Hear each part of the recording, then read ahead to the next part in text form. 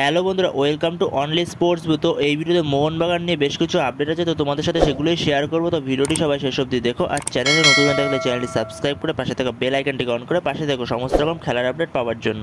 তো আজকে মোহনবাগান একটা প্রেস কনফারেন্স ছিল আরপিএসজি হাউসে। তো সেখানে উপস্থিত ছিল জোসে মলিনা, জেমি ম্যাকলারেন ও সঞ্জীব গোয়েঙ্কা। তো সেখানে তোমাদের আগেই ভিডিওতে জানিয়েছিলাম যে ম্যাকলারেনের জার্সি নম্বর হতে চলেছে 29। তো সেই 29 নম্বর জার্সিটি ম্যাকলারেনের হাতে তুলে দেওয়া হলো। তো এখন শুধু ম্যাকলারেন 29 নম্বর জার্সিটি পরে মাঠে নামার অপেক্ষায় সব সবুজ মেরুন সমর্থকরা।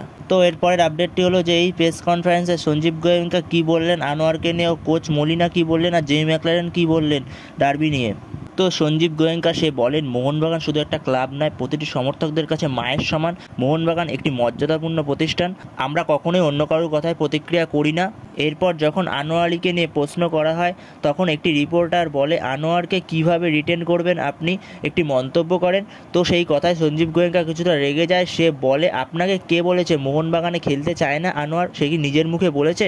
এই মুহূর্তে ব্যাপারটা পিএসসি দেখছে এবং তারাই সিদ্ধান্ত দেবে, যা সিদ্ধান্ত দেবে আমরা সেটা মেনে নেব। সে আরও বলে, আনোয়ার একটি মিষ্টি ছেলে, আমি তাকে খুব ভালোবাসি, আনোয়ারই লাস্ট সিজনে খুব ভালো খেলেছে। তো এগুলোই আনোয়ারকে নিয়ে সঞ্জীব গোয়েঙ্কা জানায়। এরপরে ম্যাকলারেন সে কী বললেন ডার্বি নিয়ে। তো সে বলে, আমি এর আগে অনেক ডার্বি খেলেছি, ডার্বির মর্যাদা কীরকম সে বিষয়ে আমি জানি।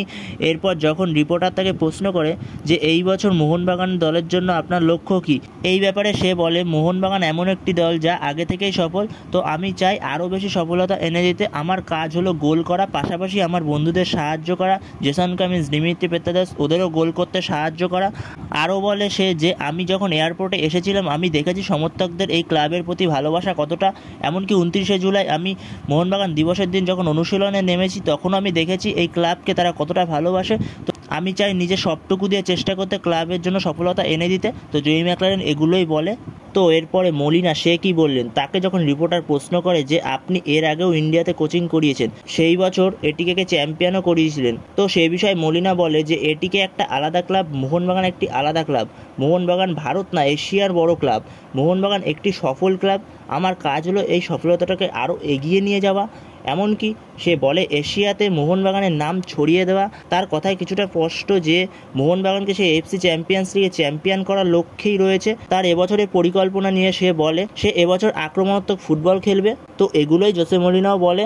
তো এই হলো প্রেস কনফারেন্সের বিষয়, তো তোমাদের সাথে সবটাই শেয়ার করলাম।